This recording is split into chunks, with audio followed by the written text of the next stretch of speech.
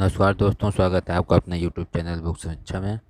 तो दोस्तों, आज आप लोगों के लिए लेकर आए हुए हैं भारत का भूगोल एनसीईआरटी पैटर्न पर। ये किताब निकली हुई है, लेखक है महेश कुमार बर्णवाल। तो आइए देखते हैं इस किताब में क्या खास है और इसमें क्या क्या चैप्टर हैं, कितने रुपए की है, कितने पेज की है। देखिए, हरे रंग में ऊपर का कवर जो है ये छापे हुए हैं। सीरीज़ 3 है, इसका मतलब कि एक और दो सीरीज़ किसी और सब्जेक्ट की निकली हुई है, जैसे कि इतिहास की हो सकती है या पर्यावरण की हो सकती है। और वो भी जो है हम वीडियो के माध्यम से जो सीरीज़ 1 और 2 है उसको भी लेकर उपस्थित होंगे आपके सामने। और देखिए, ये लिखा हुआ है भारत का भूगोल, मतलब केवल भारत के बारे में इन्होंने जो है इस किताब को जो है प्रिंट किया हुआ है।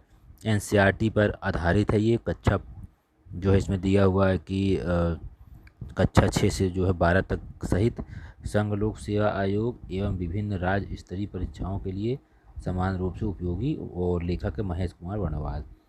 ये आगे का पृष्ठ है, देखिए ये पीछे का पृष्ठ है। पीछे के पृष्ठ में ने एनसीईआरटी सार पर जो है कक्षा 6 से लेकर 12 तक आधारित लेखक की अन्य पुस्तकें, मतलब महेश बर्णवाल के द्वारा जो भी किताबें और मार्केट में निकली हुई हैं इन्होंने लिखा हुआ है, वो भी जो है सब पीछे जो है दिया हुआ है। देखिए, ये किताबें जो है फ्लिपकार्ट पर भी, अमेजन पर भी और दो तीन जो है जहाँ जहाँ पर सेल हो सकती है मार्केट में, उसमें जो है ये आप जो है ख़रीद सकते हैं।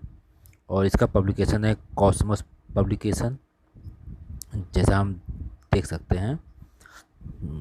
और ज्ञानवर्ड जो है मार्केटिंग ऐप पर, A to Z marketing app पर जो है ये आपको मिल सकती है। संस्करण के बारे में बात करें तो 2021 संस्करण है। इसके बाद अभी तक इनका कोई संस्करण इस किताब का भी नहीं आया हुआ है।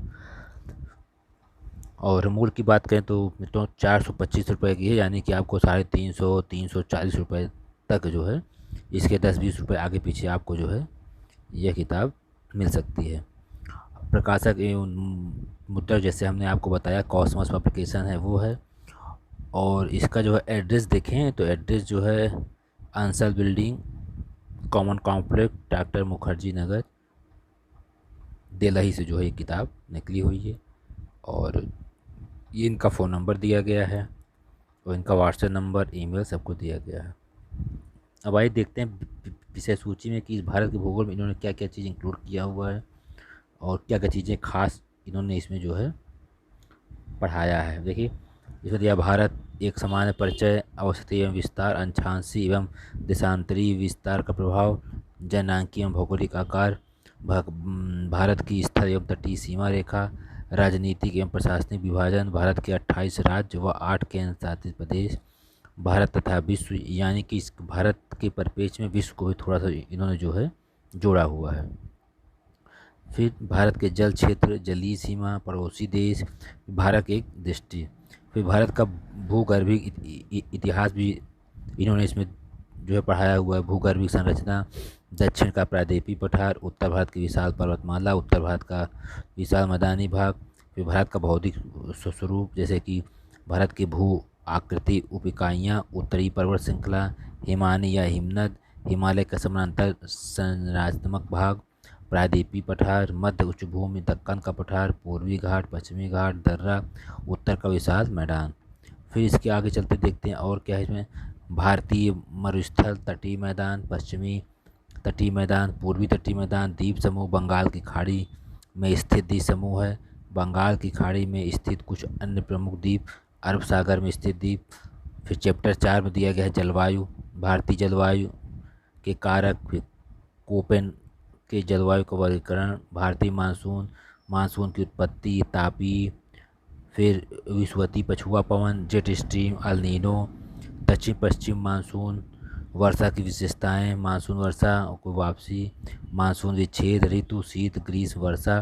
फिर 5वां चैप्टर है मृदा का गठन, मृदा संरचना, मृदा संस्तर, मृदा निर्माण की प्रक्रिया, मृदाओं का वर्गीकरण, जलोढ़ या दोमट मृदा।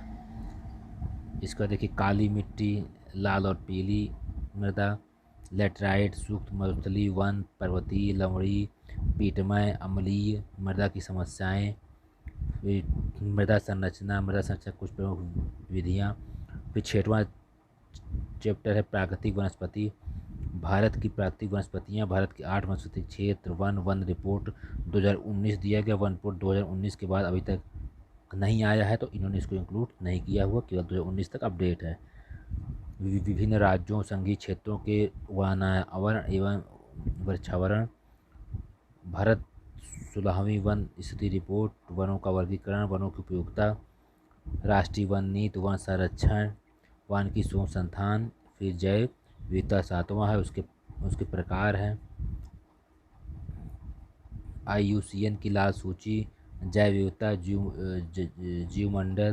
जीवमंडल आरक्षित क्षेत्र। भारत के 18 जैवमंडलीय आरक्षित क्षेत्र। वन्य जीवन संस्थान, राष्ट्रीय उद्यान का विवरण, अभयारण्य एवं जैवमंडल, पर्यावरणीय बाघ परियोजना, बाघ आरक्षित क्षेत्र, हाथी संरक्षण, मगरमच्छ, गिद्ध, गिर, हंगूर, कस्तूरी, लाल पांडा, मणिपुर, कछुआ, गैंडा, गंगा नदी, प्रमुख संरक्षित क्षेत्र एवं संबद्ध प्रजातियां, लिविंग प्लैनेट रिपोर्ट 2020, कच्छ वनस्पतियां एवं मैंग्रोव, आर्द्र भूमियाँ या जल स्तर भूमियाँ, राष्ट्रीय जलीय परिस्थिति, प्रवाल भित्तियाँ, कोरल ब्लीचिंग। तो ये लगभग ये थे आपको जो है 7 चैप्टर। फिर आगे देखते हैं, ये 8 चैप्टर में अपवाह है।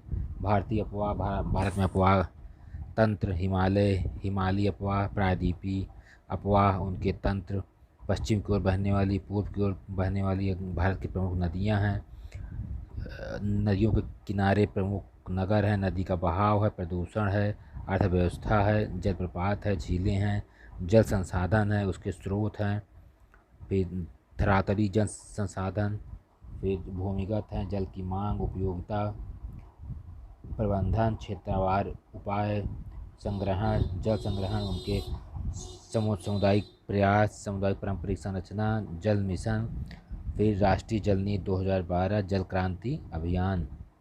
उसके बाद देखिए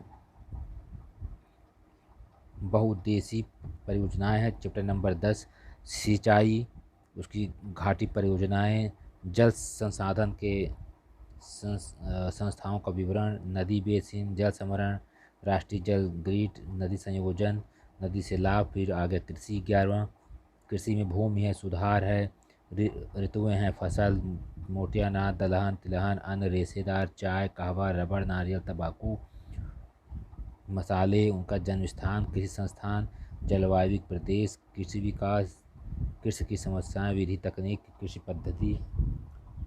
फिर आ गए हम लोग भारत का पशु संसाधन, गाय, बैल, भैंस, ऑपरेशन फ्लड, राष्ट्रीय डेयरी, पशु, भेड़, बकरी, सुअर, मुर्गी, रेशम, मधुमक्खी, लाख, कीट, जल, मत्स्य। फिर 13 में है खनिज, खनिज में है खनिज क्षेत्र, उपलब्धता, लौह, मैग्नीज, अलौह, तांबा, बॉक्साइट, अभ्रक, चट्टानी खनिज, भारत के प्रमुख खनिज संसाधन, खनन उद्योग, उनका संरक्षण, विश्व खनिज के में भारत का योगदान, कुछ अन्य खनिज भंडार।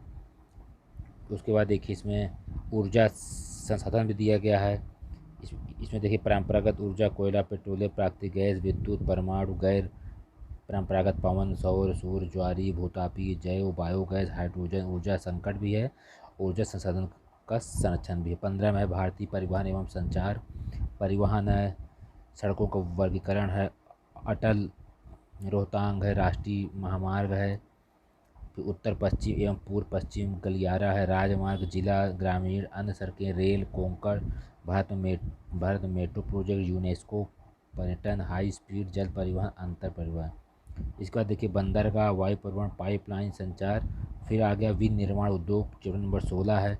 इसमें दिया गया विनिर्माण उद्योग, अवस्थिति, सूक्ष्म कुटीर, कच्चे माल पर आधारित उद्योग, एल्युमिनियम, वस्त्र, चीनी, पेट्रो, उर्वरक, सीमेंट, सीमा, और भारत में उदारीकरण, इस टाइप के भी एवं चैप्टर बाई चैप्टर दिए गए। जनसंख्या से संबंधित आ गए हैं। भारत में जनसंख्या जननांकी जनगणना 2011 इसके बाद हुई नहीं, इसलिए अभी यही है। फिर धार्मिक जनगणना, राष्ट्रीय जनसंख्या रजिस्टर, आधार परियोजना। इसके बाद भारत की जनसंख्या नीति 2000, भारत की जनसंख्या समस्याएं, भारत में वर्गीकरण में नगरीकरण, अधिवास, भारतीय नगरों का वर्गीकरण, राजधानी,